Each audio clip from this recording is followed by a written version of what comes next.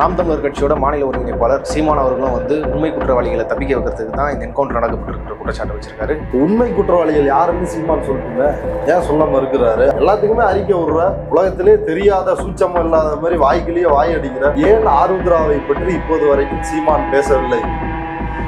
இன்னைக்கு ஒரு அதிர்ச்சி ஊட்டும் விஷயத்த பாஜகவில் இருந்து வெளிவந்த திருச்சி சூர்யா போட்டிருக்கிறாரு. பகுஜன் சமாஜ் கட்சி தலைவர் ஆம்ஸ்ட்ராங் கொலையில் சீமானுக்கு பங்கு இருக்கிறது, இதற்கான வாக்குமூலத்தை சாட்டை துரைமுருகன் கொடுத்திருக்கிறாரு. அந்த ஆடியோவை உண்மை குற்றவாளிகளை காப்பாற்றுவதற்காக திருவேங்கடம் என்கவுண்டர் செய்யப்பட்டிருக்கிறார் அப்படின்னு அண்ணாமலை சொல்றாரு. உண்மையிலேயே உண்மை குற்றவாளிகள் வெளியில தான் இருக்கிறாங்க. வெளிப்படையாகவே குற்றம் சாட்டுகிறேன். இந்த ஆம்ஸ்ட்ராங் கொலையில் தம்பி நீ ஒரு விஸ்கி கொடுத்தல, அது போட்டோ எடுத்து வாய்கிலேயே பேசுகின்ற டாஸ்மாக் ஒழிப்பு, மது ஒழிப்பு, அந்த கொள்கையோட லட்சணம் என்ன அப்படின்னா 36,000 ரூபாய் மதிப்புள்ள சீம சரக்கு, இந்த வேலண்டைன் விஸ்கி வாங்கி குடிக்கணும் அப்படின்றதுதான் சீமானுடைய மது ஒழிப்பினுடைய லட்சணம். இந்த வேலையை யார் பார்த்திருக்காங்கன்னா மதிப்பிற்கும் மரியாதைக்கும் உரிய மாமா சாட்டை துரைமுருகன் தான் இந்த வேலையை பார்த்திருக்கிறாரு. ட்ரைப்ஸ் நேயர்களுக்கு வணக்கம். ஆம்ஸ்ட்ராங் கொலை வழக்கில் கைது செய்யப்பட்ட திருவேங்கடம் என்ற நபரை தமிழக காவல்துறை என்கவுண்டர் செய்துள்ளனர். இது குறித்து பேசுவதற்காக திரு கரிகாலன் அவர்கள் இணைந்துள்ளார். வாருங்கள், அவருடன் பேசுவோம். வணக்கம். வணக்கம் அரவிந்த். ஆம்ஸ்ட்ராங் கொலை வழக்கில் கைது செய்யப்பட்ட குற்றவாளி திருவேங்கடம் என்கவுண்டர் செய்யப்பட்டுள்ளார். இதை பத்தி உங்க கருத்து? இல்ல, முதல்ல என்கவுண்டர் அப்படின்றது ஏற்க முடியாத ஒரு விஷயம். இப்போ 11 பேர் ஏற்கனவே முதல்ல ஆம்ஸ்ட்ராங் கொலை நடந்த உடனே 8 பேர் சரணடைகிறார்கள். அதற்கு பிறகு 3 பேரை தமிழ்நாடு காவல்துறை கைது செய்கிறது. இப்படிப்பட்ட சூழல்ல முறையா விசாரணை நடத்தி அவர்களை சட்டத்தின் முன்னால், நீதிமன்றத்தின் முன்னால் நிறுத்தி அவர்களுக்கு தண்டனை பெற்று தர வேண்டியதுதான் காவல்துறையோட ஒரு வேலை. ஆனா காவல்துறை சட்டத்தை தன் கையில் எடுத்துக்கொண்டு இப்படி துப்பாக்கி சூட்டில் ஈடுபடுவது அப்படின்றது ரொம்ப ரொம்ப அநீதியான விஷயம். அது யாருக்காக இருந்தாலும் சரி, எவ்வளவு கொடூர குற்றத்தை இழைத்தவருக்கும் சட்டத்தின் முன்னால் தான் தண்டனை பெற்று தரணுமே ஒழிய இப்படி என்கவுண்டர் செய்யக்கூடாது அப்படின்றது நம்முடைய ஒரு அடிப்படையான நிலைப்பாடு. இப்ப இதுலயே பாருங்களேன், சென்னை கமிஷனராக ஏடிஜிபியாக இருந்த அருண் பொறுப்பேற்கிறார். பொறுப்பேற்ற உடனேயே பத்திரிகையாளர் சந்திப்பு நடக்கிறது. அந்த பத்திரிகையாளர் சந்திப்பில் கேள்வி எழுப்புறாங்க பத்திரிகையாளர்கள். என்ன சார், நீங்க பொறுப்பேற்றுட்டீங்க, என்கவுண்டர்லாம் எதிர்பார்க்கலாமா அப்படின்னு. இதை ஒரு நகைச்சுவையா அங்க இருக்கிற பத்திரிகையாளர்கள் கூட்டம் கேள்வி எழுப்புறாங்க. அதுக்கு எல்லாரும் சிரிச்சுக்கிறாங்க. உடனடியா அருண் அதுக்கு ரிப்ளை பண்றாரு. ரவுடிகளுக்கு எந்த மொழியில் புரியுமோ அந்த மொழியில் நாங்கள் புரிய வைப்போம் அப்படின்றாரு. இப்ப ரவுடிகளுக்கு எந்த மொழியில் புரியும்னா என்கவுண்டர் பண்ணி தான் புரிய வைப்பீங்களா? அப்ப சட்டம் எதற்கு? இப்ப நீங்க பிடிச்ச குற்றவாளிக்கு பின்னாடி யார் மூளையாக செயல்பட்டார்? இவர் மட்டுமே மூளையாக செயல்பட்டாரா? பின்னாடி இருந்து இந்த படையை ஏவிய நபர்கள் யார் அப்படின்றதுக்கான ஆதாரங்கள்லாம் அளிக்கப்படும் அப்படின்ற ஒரு கேள்வி இருக்குதா இல்லையா? இப்ப திருவேங்கடம் இதுல ஒரு முக்கிய மூளையா செயல்பட்டு இருக்கிறாரு. ஆம்ஸ்ட்ராங் கொலை வழக்குல ஒரு 10 நாளைக்கு மேல ஒரு ஆட்டோ டிரைவர், திருமலை அப்படின்ற ஆட்டோ டிரைவரோட சேர்ந்து இவர் ஸ்விக்கி சொமேட்டோ அந்த ட்ரெஸ்ஸை போட்டுக்கிட்டு தொடர்ச்சியா ஆம்ஸ்ட்ராங் கண்காணிச்சிருக்கிறாரு. ஆம்ஸ்ட்ராங் வாரத்தில் 3 நாள் அவரோட புதிதா கட்டப்பட்டு இருக்கிற அந்த பெரம்பூர் வீட்டுக்கு வராரு அப்படின்றத கவனிச்சுட்டு தான் பிளான் பண்ணி ஒரு ஸ்கெட்சை போட்டிருக்கிறாங்க பொன்னை பாலுவோட சேர்ந்து. இது ஊடகங்களில் பதிவான செய்தி. அப்படி ஸ்கெட்ச் போட்டு தான் அவரை வெட்டி படுகொலை செஞ்சிருக்கிறாங்க. இந்த திருவேங்கடம் தான் ஆம்ஸ்ட்ராங்க முதல்ல வெட்டி இருக்கிறாரு, பின்னாடி இருந்து வெட்டினாரு அப்படின்னு சொல்றாங்க. அப்புறம் கால்லையும் அவர் தான் வெட்டி இருக்கிறாரு. அதுக்கு பிறகுதான் மற்ற அந்த கும்பல் சரமாரியா அவரை வெட்ட ஆரம்பிச்சிருக்கிறாங்க. இப்படித்தான் அந்த கொலை அரங்கேற்றப்பட்டது அப்படின்னு இன்றைக்கு ஊடகங்களில் செய்தி வருகிறது. இது தொடர்பான சிசிடிவி காட்சிகளையும் நேற்று தமிழ்நாடு போலீஸ், சென்னை போலீஸ் வெளியிட்டு இருக்கிறாங்க. எல்லாமே ஓகே. இப்ப இதுவரைக்கும் கைதானவர்கள் உண்மை குற்றவாளிகள் இல்லை அப்படின்னு சொல்லிட்டு இருந்தா அந்த வாதங்களுக்கு முற்றுப்புள்ளி வச்சிருக்கிறீங்க. ஆனால் இந்த முற்றுப்புள்ளியை நீங்க எப்ப வைக்கிறீங்க அப்படின்னா ஒரு என்கவுண்டரை பண்ணிட்டு அதுக்கப்புறம் இவங்க தான் உண்மை குற்றவாளிகள், அந்த கொலையில் அந்த சம்பவ இடத்தில் இருந்த குற்றவாளிகள் அப்படின்னு சொல்றீங்க. ஏன்னா விசிகா தலைவர் சொல்லி இருந்தாரு, மாயாவதி பகுஜன் சமாஜ் கட்சியினுடைய தேசிய தலைவர் இங்க பேசும் பொழுதும் உண்மை குற்றவாளிகளை அரெஸ்ட் பண்ணல அப்படின்ற ஒரு விஷயத்த ஸ்ட்ரெஸ் பண்ணி சொல்லியிருந்தாங்க. ஸோ அதற்கு பதிலளிக்கும் விதமாக நேற்று இவர்கள் தான் உண்மை குற்றவாளி, அந்த சிசிடிவி ஃபுட்டேஜை பாருங்க, இவர் பேர் கோகுல், இவர் பேர் திருவேங்கடம் அப்படின்னு ஒவ்வொரு பேரா அந்த வெட்டுகின்ற நபர்களே மார்க் பண்ணி தமிழ்நாடு போலீஸ் ஒரு வீடியோ வெளியிட்டு இருக்கிறாங்க. ஆனா இதற்கு பின்னணி இருந்து இந்த கூலிப்படையை ஏவியது யார் அப்படின்ற ஒரு கேள்வி இருக்குல்ல. இப்ப அந்த கேள்விக்கான விடையை திருவேங்கடம் தானே சொல்ல முடியும். திருவேங்கடத்தை வந்து விசாரிக்கும் பொழுது நீதிமன்றத்தின் முன்னால் நிறுத்தும் பொழுது அவர்கிட்ட இருந்து தான் அதை வந்து வாங்க முடியும். அப்ப அப்படிப்பட்ட ஒரு நபரை கொல்வதன் மூலமாக தமிழ்நாடு போலீசினுடைய, குறிப்பாக சென்னை போலீசினுடைய அந்த நோக்கம் அப்படின்றது வந்து சந்தேகத்தை எழுப்புகின்ற வகையில இருக்குது. எவ்வளவு கொடூர குற்றம் செய்திருந்தாலும் அவர்களுக்கு என்கவுண்டர் அப்படின்றது வந்து தீர்வாக இருக்காது. எப்படி மரண தண்டனை அப்படின்றது நீதிமன்றத்தின் வாயிலாக வழங்கப்படுவது தீர்வாக இருக்காதோ, அதே போல சட்டவிரோதமான முறையில் என்கவுண்டர் செஞ்சுட்டு எல்லாமே ஒரே ஸ்டோரி தான்.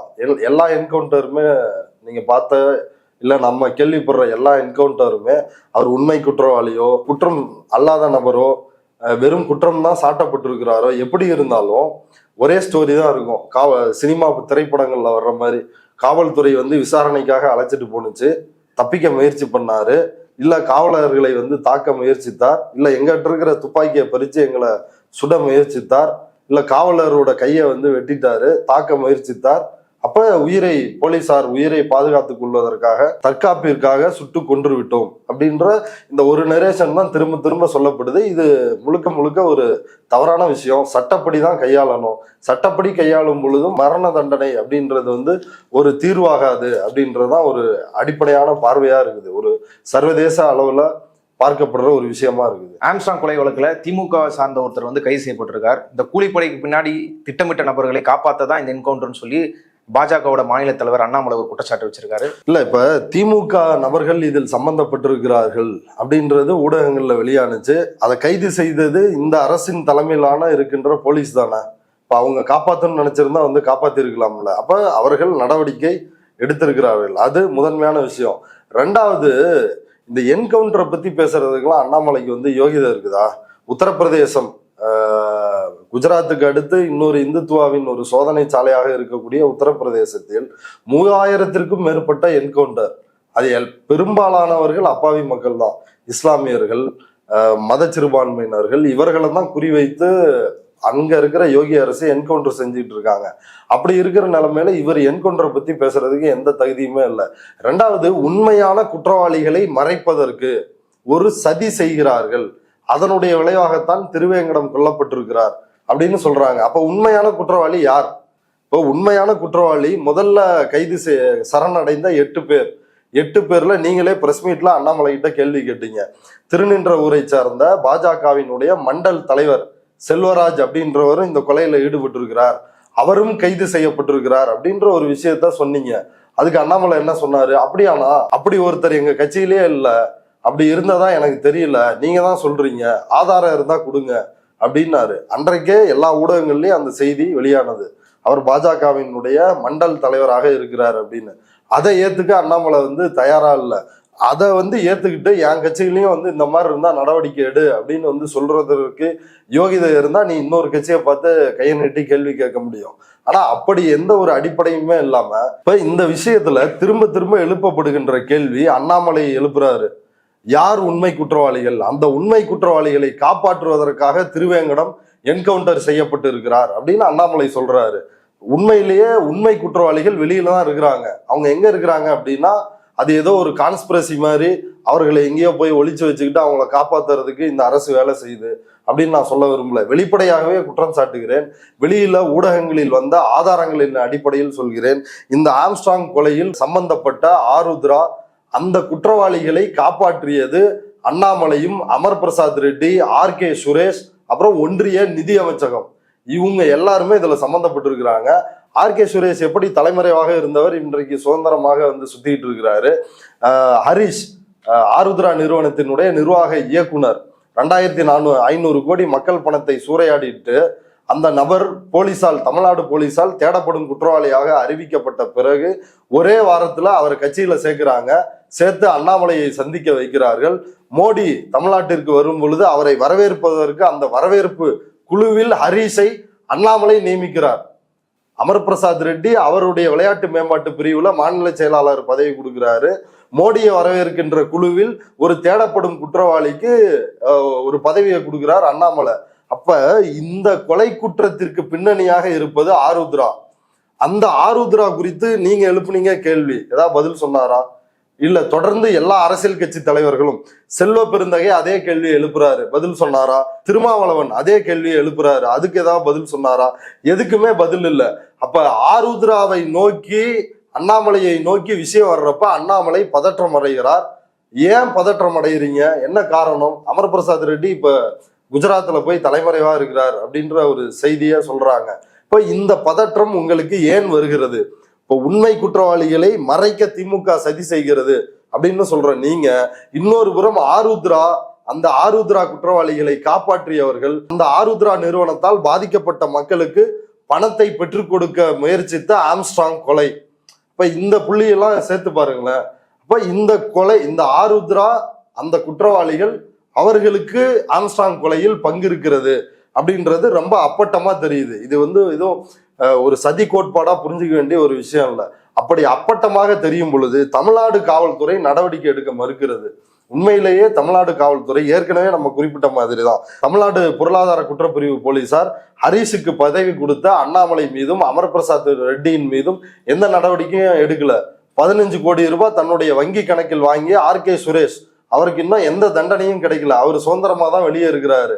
அதனாலதான் ஆண்ட பரம்பரடான்னு கூட்டிட்டு போய் தேவர் நினைவிடத்தில் வைத்து அண்ணாமலைக்கு மாலையை போட்டு கன்னத்தில் இறுக்கி அணைச்சு ஒரு உம்மாலாம் கொடுத்தாரு. இப்ப இப்படி இருக்கும் பொழுது அண்ணாமலைக்கு இதை பேச என்ன தகுதி இருக்கிறது? உண்மையில் நான் இதுல தமிழ்நாடு போலீசாரை வன்மையா கண்டிக்கிறேன். ஏன்னா உண்மை குற்றவாளிகள் வெளியில கண்ணுக்கு முன்னாடி உழவிட்டு இருக்கிறாங்க. அந்த உண்மை குற்றவாளிகளே கைதானவங்க உண்மை குற்றவாளிகள் இல்ல, இதுக்கு பின்னாடி வேற குற்றவாளிகள் இருக்கிறாங்க அப்படின்னு இவர்கள் ஒரு கான்ஸ்பிரசிய கட்டிக்கிட்டு இருக்கிறாங்க. இப்ப இந்த வடிவேலோட காமெடி மாதிரி தான், ஆடு திருட்டு போனுச்சா, இல்லைங்க அப்படி கனவு கண்டேன் அப்படின்ற அந்த காமெடி மாதிரி, திருடனே நான் யோக்கியன் பஞ்சாயத்துக்காரன் அப்படின்னு நியாயம் பேசுற மாதிரி அப்படி ஒரு நியாயம் பேசிட்டு இருக்கிறாரு இந்த ஆடு அண்ணாமலை. தமிழ்நாடு போலீசார் அவர் மீது உறுதியான நடவடிக்கை எடுக்க வேண்டும். இந்த ஆருத்ரா பண மோசடியை விசாரிக்கும் பொழுதுதான் இந்த ஆம்ஸ்ட்ராங் கொலை வழக்கினுடைய உண்மையான குற்றவாளிகள் வெளிவருவார் அப்படின்றது என்னுடைய கருத்து. இதுல இன்னொரு புறம் இதே திருவேங்கடம் குன்றத்தூர் பகுதியை சார்ந்தவரா இருக்கிறாரு. அவருக்கு 2013க்கு பிறகு ஆற்காடு சுரேஷ் அவரோட பழக்கம் ஏற்பட்டிருக்குது. அந்த ஆற்காடு சுரேஷினுடைய காதலி தான் அஞ்சலை, அவங்களும் பிஜேபியில தான் இருக்கிறாங்க அப்படின்றத நம்ம ஏற்கனவே சொல்லியிருந்தோம். அந்த ஆற்காடு சுரேஷனுடைய கூட்டாளி தான் இந்த திருவேங்கடம். இவங்க 2 பேரும் சேர்ந்துதான் 2015 பகுஜன் சமாஜ் கட்சியினுடைய மாவட்ட செயலாளர் தென்னரசுவை வெட்டி படுகொலை செய்யப்படுறாங்க. அதற்கு பிறகு 2013 ஆர்.கே. சுரேஷ் கொல்லப்படுறாரு. அதனுடைய நீட்சியாகவும் ஆம்ஸ்ட்ராங் கொல்லப்பட்டிருக்கிறார் அப்படின்ற ஒரு மேட்டரும் இருக்குது.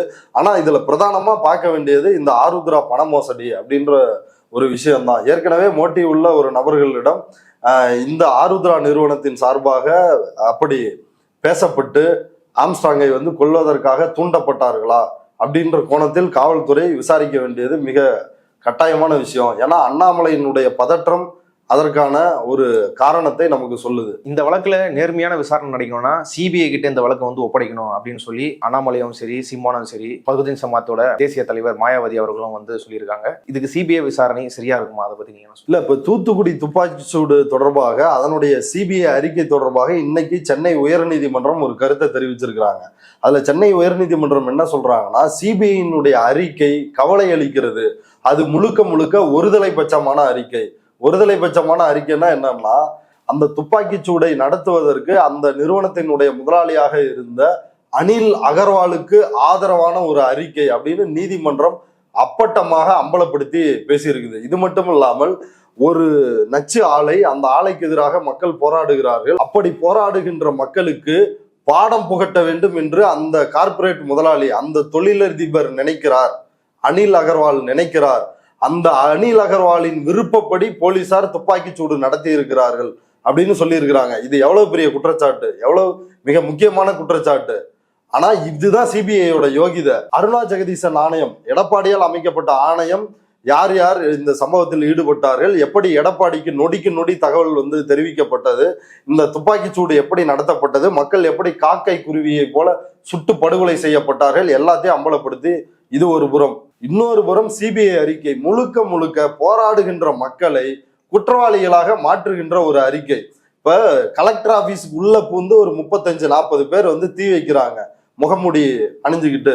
அவங்கள விசாரிக்கணும்னு சொல்லி அவங்க யாரு, அவர்களை விசாரிக்கணும் அப்படின்னு தொடர்ச்சியாக மக்கள் உரிமை பாதுகாப்பு மையத்தின் மாநில ஒருங்கிணைப்பாளர் வாஞ்சிநாதன் கேள்வி எழுப்பிட்டு இருக்கிறாரு. அவங்க தான் போய் தீ வைக்கிறாங்க இந்த சமூக விரோதிகள் யார் அப்படின்னு. அது வந்து மக்கள் இல்லை அப்படின்றது போராடுற மக்கள் சொன்னது. ஆனா சிபிஐ அறிக்கை வந்து மக்கள் தான் தீ வச்சாங்க, மக்கள் தான் வந்து கல் எறிஞ்சாங்க அப்படின்னு மக்கள் மீது போராடிய, அமைதி வழியில் போராடிய அப்பாவி மக்கள் மீது ஒரு கார்ப்பரேட் கம்பெனிக்கு ஆதரவாக நின்று இதே மோடி அரசினுடைய சிபிஐ ஏவல் படை ஒரு அறிக்கை கொடுத்துருக்குது. அந்த அறிக்கை இன்னைக்கு நீதிமன்றத்துக்கு முன்னாடி அம்பலப்பட்டு போயிருக்குது. இதுதான் சிபிஐயோட யோகியதை. மாயாவதி உத்தரப்பிரதேசமே நாறிட்டு இருக்குது. இங்க நடந்த சம்பவத்துக்கு என்ன அவங்க வந்து சிபிஐ விசாரணை கேட்கிறாங்க? அங்க கூட்ட நெரிசல்ல வந்து 122 பேர் செத்து போனாங்கல்ல, அதுக்கு முதல்வர் பார்த்து தக்க நடவடிக்கை எடுக்கணும் அப்படின்றாங்க. ஆனா இங்க தமிழ்நாட்டுக்கு வந்து சிபிஐ விசாரணை வேணும்ன்றாங்க. அப்ப இவர்களுடைய நோக்கம் தான் என்ன அப்படின்றது ஒரு கேள்வியா இல்லையா? அன்புமணி வந்து எம்சிஐ மெடிக்கல் கவுன்சில் ஆஃப் இந்தியாவோட கேத்தன் தேசாய் அதனோட சேர்மன், அப்புறம் இவர் அன்னைக்கு சுகாதாரத்துறை அமைச்சரா இருந்தாரு. டன் கணக்குல ஊழல் பண்ணாங்க, டன் கணக்குல தங்கம் வந்து பிடிபட்டது. சிபிஐ கேஸ்ல வந்து ஏற்கனவே இருக்கிறாரு. இப்போ அவரு சிபிஐனுடைய பிஆர்ஓவோ செயல்பட்டாதான் அவர் சுதந்திரமா இருக்க முடியும். அதனாலதான் மோடிக்கு இன்னைக்கு வந்து கூஜா தூக்கிட்டு இருக்கிறாரு. தீகார் ஜெயில இருக்க முடியுமா? அந்த கொளுத்த மாம்பழம் வந்து அந்த குற்ற வழக்கு விசாரித்து தண்டனை கொடுத்தால் தீகார் சிறையில அந்த உடம்பு தாங்குமா? அதனாலதான் இப்படி எல்லாம் காவடி தூக்கிக்கிட்டு மோடிக்காக கும்பிடு போட்டு வாழ்ந்துட்டு இருக்கிறாங்க. இவர்களுக்கு பதிலடியை இன்றைக்கு நீதிமன்றமே சிபிஐயை அம்பலப்படுத்தி இருக்கிறது அப்படின்றது மிக முக்கியமான விஷயம். நாம் தமிழர் கட்சியோட மாநில ஒருங்கிணைப்பாளர் சீமான் அவர்களும் வந்து உண்மை குற்றவாளிகளை தப்பிக்க வைக்கிறதுக்கு தான் இந்த என்கவுண்டர் நடக்கப்பட்டிருக்கின்ற குற்றச்சாட்டை வச்சிருக்காரு. அதை பத்தி இல்ல, இப்ப உண்மையில சீமான் இருக்காரு இல்லையா, உண்மை குற்றவாளிகள் யாருன்னு சீமான் சொல்லட்டுமே, ஏன் சொல்ல மறுக்கிறாரு? அவருக்கு இது உண்மை குற்றவாளிகள் இல்லைன்னு தெரிஞ்சிருச்சு. இப்போ உண்மை குற்றவாளிகள் யாரு அப்படின்னு கட்டாயம் சீமான் வந்து ஒரு மிகப்பெரிய புலனாய்வு புலி, அவருக்கு தெரியாம இருக்குமா? ஏன்னா பெரிய ஒரு படையவே கட்டி ஆண்டுட்டு இருக்கிறாரு. அவர் ஈழத்தை வேற வாங்கி தர போறாரு. இவருக்கு தெரியாம இருக்குமா? இவர் சொல்ல வேண்டியதானா உண்மை குற்றவாளிகள் யாருன்னு? இப்ப இதுவே வந்து திரும்பவும் ஒரு கான்ஸ்பிரசியை உருவாக்குற நோக்கம் தான் இவரோட பேச்சுல இருக்கு. இதே சீமான் தூத்துக்குடி துப்பாக்கி சூடு சம்பவத்தை பத்தி பேசுறாரு. அப்ப என்ன சொல்றாருன்னா, இந்த துப்பாக்கி சூடு எடப்பாடி பழனிசாமிக்கு தெரியாமல் டெல்லியின் உத்தரவின் பேரால் நடத்தப்பட்டது. நான் இவர்கிட்ட ஐயா கிட்ட பார்த்து கேட்டேன், ஐயா வந்து சொன்னாரு அவர் காரணம் இல்லை, அவர் தப்பு செய்யல அப்படின்னு. இதே எடப்பாடி பழனிசாமி, எந்த எடப்பாடி பழனிசாமி ஸ்டெர்லைட்டுக்கு ஆதரவாக 15 பேரை சுட்டு படுகொலை செய்ய உத்தரவிட்டாரோ அந்த நபருக்கு ஆதரவா வந்து கூஜா தூக்குனாரு. இது இந்த விஷயத்துல மட்டும் இல்ல, இது ஒரு பேட்டர்ன், சீமானோட பேட்டர்ன். இப்ப மேல் பாதியில யார் கோயிலுக்குள்ள நுழையக்கூடாது அப்படின்னு தடுக்கிறாங்க. குறிப்பா பாமக பின்னணியில இருந்து தூண்டப்பட்ட சில வன்னியர்கள் அந்த வேலையை தொடர்ச்சியா செய்யறாங்க. அது வந்து ஒரு கிராமத்துக்கு இன்னைக்கு வந்து ஆர்கனைஸ்டு ஒரு இஷ்யூவா மாறிடுச்சு.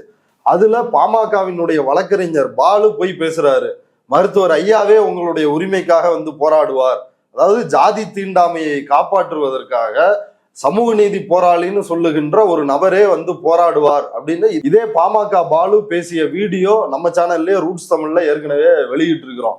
உண்மை அப்படி இருக்கும் பொழுது சீமான் என்னைக்காவது கண்டிச்சிருக்கிறாரா? வன்னியரும் தமிழரு, ஆதி திராவிடர்களான பறையர்களும் வந்து தமிழரு, ஒருத்தரை ஏன் உள்ள விடக்கூடாதுன்னு நீ வந்து சொல்ற, வன்னியர்கள் ஏன்பா தடுக்கிறீங்க, பாலு நீ ஏன் போய் அங்க இப்படி பேசுற, ராமதாஸ் உன் உடம்புல தமிழ் ரத்தம் தான் ஓடுதா, நீ தடுக்கலாமா, இன்னொரு தமிழனை ஏன் நீ வந்து கோயிலுக்குள்ள அனுமதிக்க மறுக்கிற அப்படின்னு சொல்லி கேள்வி எழுப்பியிருக்கிறாரா சீமான்?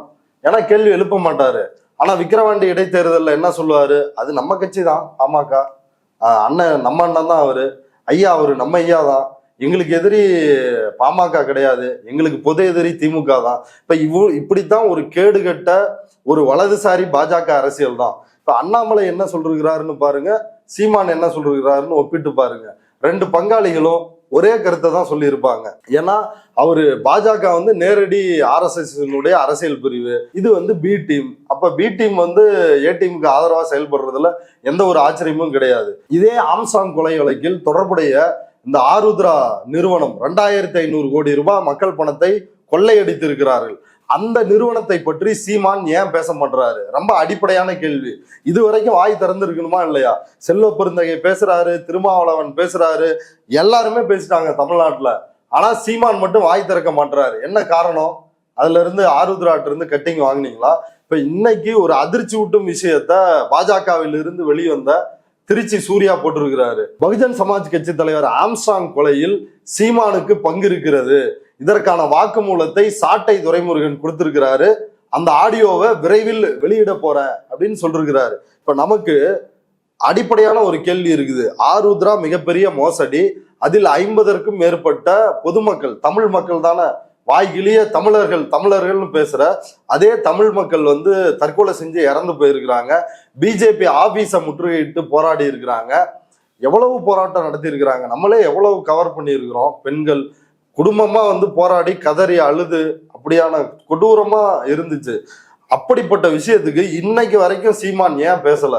எல்லாத்துக்குமே அறிக்கை விடுற, எங்கேயாவது உலகத்துல எங்கேயாவது பிரச்சனை நடந்துச்சுன்னா அறிக்கை விடுற, நீ பெரிய உனக்கு இது உலகத்திலே தெரியாத சூட்சமும் இல்லாத மாதிரி வாய்க்கிலேயே வாய் அடிக்கிற, ஏன் ஆருத்ராவை பற்றி இப்போது வரைக்கும் சீமான் பேசவில்லை அப்படின்ற அந்த கேள்வியும். இன்னொரு புறம் ஆம்ஸ்ட்ராங் கொலையில் சீமானுடைய பங்கு, அதுக்கான ஆடியோ இருக்குது அப்படின்னு திருச்சி சூர்யா சொல்வதையும் நம்ம வேறு வேறா பிரிச்சு பார்க்க முடியல. அதுக்கான முகாந்திரங்கள் இருப்பதற்கான வாய்ப்பு இருக்குன்னு நினைக்கிறேன். ஒருவேளை அந்த ஆடியோ வெளியாகட்டும், அந்த ஆடியோ வெளியான பிறகு இதை நம்ம விரிவா பேசலாம். இதே திருச்சி சூர்யா இன்னொரு ஆடியோவை நேத்து வெளியிட்டு இருக்கிறாரு. தம்பி நீ ஒரு விஸ்கி கொடுத்தல, அது போட்டோ எடுத்து. இப்ப நாம் தமிழர் கட்சியினுடைய அடிப்படை கொள்கை என்ன? மது விலக்கு, டாஸ்மாக் கடைகளை ஒழித்து விடுவோம், பனம்பால் தென்னம்பால் கடைகளை திறந்து வைப்போம். இப்ப திராவிடம் தான் குடிக்க வைத்தது, காமராசர் படிக்க வைத்தார், கலைஞர் குடிக்க வைத்தார் இப்படின்னு வாய்கிலேயே பேசுற. எதுக்காக அண்ணன் சீமானுக்கு விஸ்கி, அதாவது பேலண்டைன் விஸ்கி அப்படின்னு சொல்றாங்க, அந்த விஸ்கியோட விலை வந்து 36,000 அப்படின்னு சொல்றாங்க. ஒரு ஃபுல்லு விஸ்கியோட விலை 36,000 ரூபாய் அப்படின்றாங்க. அந்த விஸ்கியை வாங்குவதற்காக திரள் நிதி மூலமா பணத்தை திரட்டி அந்த விஸ்கியை வாங்கி கொடுத்துருக்குறாங்க கட்சி தலைவருக்கு. அந்த ஆடியோவினுடைய பின்னணியை குறித்து நம்ம பேசுறப்ப தெரியுது. இந்த வேலையை யார் பார்த்துருக்காங்கன்னா, மதிப்பிற்கும் மரியாதைக்கும் உரிய மாமா சாட்டை துரைமுருகன் தான் வந்து இந்த வேலையை பார்த்துருக்கிறாரு. தம்பி அந்த விஸ்கி பேர் என்னடா, நேற்று சொன்னி அந்த விஸ்கி போட்டோ எனக்கு எடுத்து அனுப்புடா அப்படின்னு இவன் பேசுகின்ற அந்த ஆடியோவை திருச்சி சூர்யா வெளியிட்டு இருக்கிறாரு. இப்ப திரள் நிதி, மக்களுக்காக உழைக்கிறோம், எங்களுக்கு உதவுங்கள் அப்படின்ற பேர்ல இவங்க வசூல் செய்கின்ற நிதி எப்படி செலவு செய்யறாங்க? சொகுசு கார், இசுசு காரு 50-60 லட்சத்துல ஒரு கார் வாங்குறாங்க. 2.5 லட்சம் வாடகை மதிப்புள்ள பங்களாவில் வந்து சீமான் வாழ்றாரு. 3 வேளை அவர் வீட்டு காக்கா கூட நெய் சோறு வச்சாதான் காக்காவே வந்து சாப்பிடுது அப்படின்ற அளவுக்கு ஒரு செழிப்பான வாழ்க்கையை வாழ்கின்ற சீமான் இந்த திரள் நிதியை இப்படிதான் பயன்படுத்துறாரு. 2வது வாய்கிலேயே பேசுகின்ற டாஸ்மாக் ஒழிப்பு, மது ஒழிப்பு, அந்த கொள்கையோட லட்சணம் என்ன அப்படின்னா 36,000 ரூபாய் மதிப்புள்ள சீம சரக்கு, இந்த பேலண்டைன் விஸ்கி வாங்கி குடிக்கணும் அப்படின்றதுதான் சீமானுடைய மது ஒழிப்பினுடைய லட்சணம். இதை வாங்கி கொடுக்குற மாமா வேலையை பாக்குறது யாருன்னா சாட்டை துரைமுருகன் தான். அதாவது சீமான் மீது புகார் கொடுத்த விஜயலட்சுமியை கன்வின்ஸ் பண்ணி அவங்களுக்கு 50,000 கொடுத்து அவங்கள ஊருக்கு அனுப்பி, அதாவது பெங்களூருக்கு கர்நாடகாவுக்கு திரும்பி அனுப்பணும் அப்படின்னு அதற்கு வேலை பார்த்து 50,000 பணம் கொடுத்ததாக ஒரு ஆடியோவை விஜயலட்சுமிய வெளியிட்டாங்க. அந்த வேலையும் சாட்டை துரைமுருகன் பாக்குறான். இன்னொரு பக்கம் அண்ணனுக்கு வந்து சீம சரக்கு வாங்கி கொடுக்குற வேலையும் பாக்குறான். அப்ப நீ செய்யற தொழில் என்னப்பா, நீ என்ன வேலை தான் பார்த்துட்டு இருக்கிற? இப்ப எல்லாரும் சொல்வதை போல மதிப்பிற்குரிய அந்த மாமா வேலையை தான் நீ பார்த்துட்டு இருக்கிறன்றது இதுல 100% உறுதியாயிருக்கு. ஆம்ஸ்ட்ராங் அவர்களோட கொலை வழக்கோட விசாரணை அடுத்த கட்டமா எப்படி போக போகுது அப்படின்றத பொறுத்திருந்து பார்க்கலாம். இவ்வளவு நேரம் உங்க கருத்துக்களை பகிர்ந்துட்டு இருக்கு. நன்றி. நன்றி அரவிந்த்.